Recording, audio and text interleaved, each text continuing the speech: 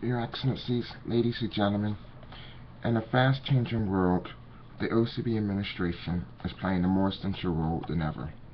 The Arab world is transforming before our eyes, and the Arab Spring is coming to the realization that all people are created equally before and after the law.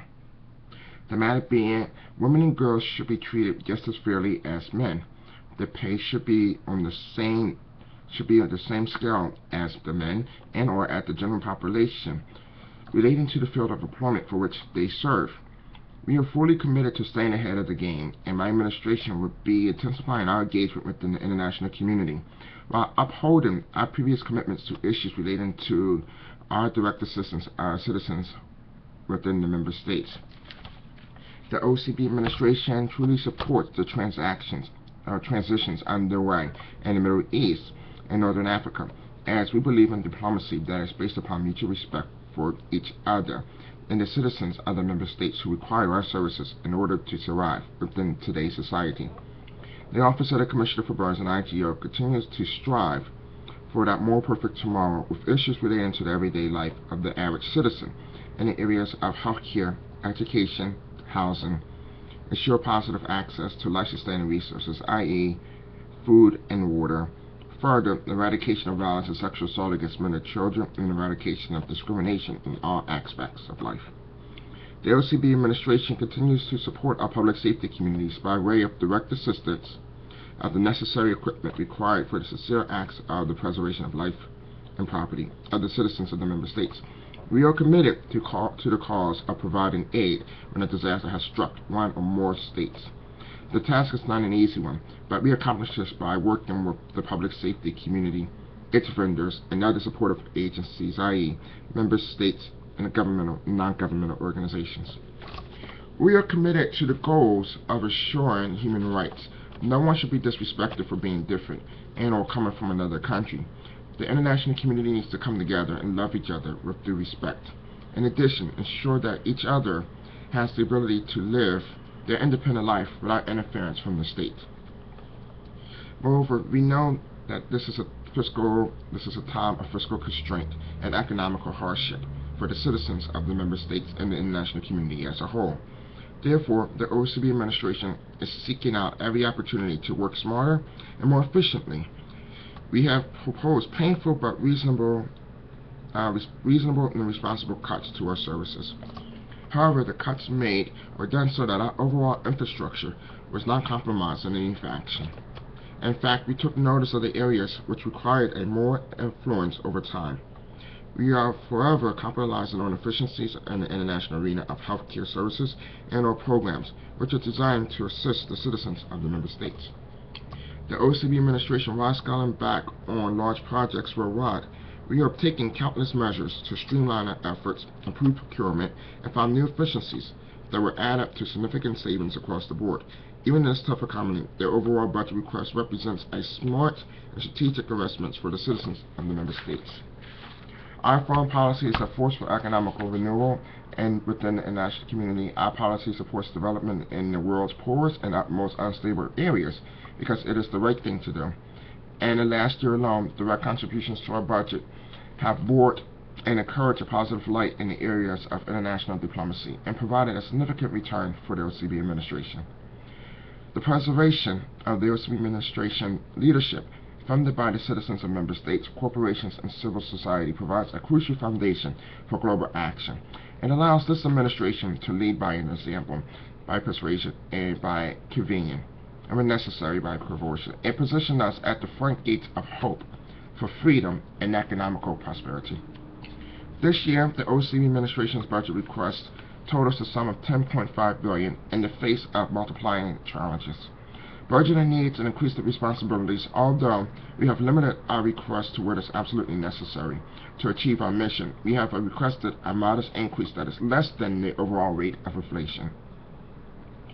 First, therefore, let me explain and provide an overview of the 2013-2014 budget request with fun. First, our investment in diplomacy and development supports efforts around the world, strengthens our goals, and forges new partnerships, and promotes an everlasting peace within the international community. Our goal is to prevent violations of the international law and conflicts within regions of member states, as clearly displayed in the last year by East and North Africa. Since last January, our administration has successfully managed several simultaneous crises with crucial impacts upon the OCB administration and the citizens of member states. The personnel of the OCB administration has supported several activists around the world achieving independence from dictatorships and/or ruthless leaders who would starve their citizens while all the while becoming fat and rich on the backs of those individuals. Further, the OCB administration has demonstrated over the past year its ability to work with public safety agencies around the world, thus giving those same agencies additional tools to utilize while accomplishing their individual missions of preservation of life and property. In the past year, the OCB administration has released over $550 million to the public safety community for necessary equipment and line of duty injuries and/or deaths. Some of these deaths are still being questioned by their disease agencies. However, the OCB administration cannot nor will we ever stand by and watch a family starve, because the leadership of various public safety agencies within the United States of America and abroad wants to play with the benefits of those who are truly entitled to these post-death guarantees. In the areas of health and human services, the OCB administration has delivered over $4.5 billion to the many people in need around the world, starting with Haiti, Iraq, Turkey, China, Soviet Georgia, Japan, Pakistan, and other places affected by their own version of a catastrophe incident, rather because of human interference, and/or an act of nature.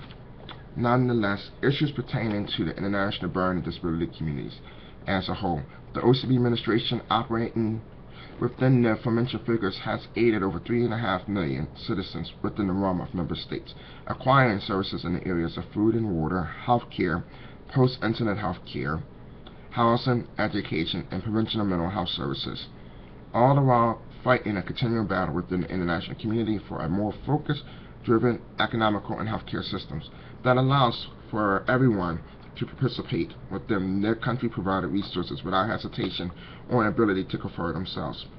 Moreover, the OCB administration in the coming months will be expanding its reach by way of regional offices around the world. This will enable and attest to the administration's everlasting goal for a more perfect tomorrow, without an increased cost level to the citizens of the member states.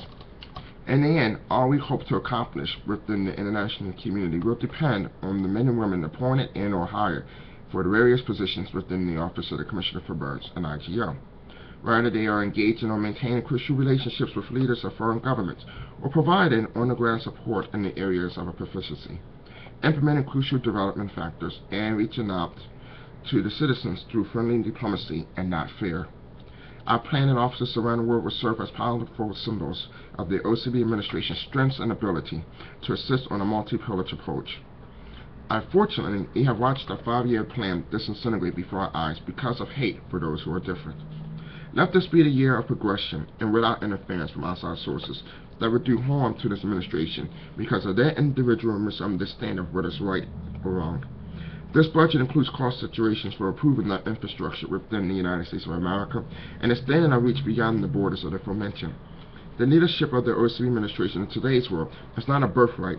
It is, however, an achievement for what is right and correct, a great responsibility, and a huge step towards world peace.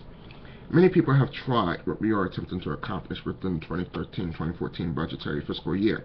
Let us go forward and demonstrate to those individuals with doubts our true abilities to deliver. I thank you very much.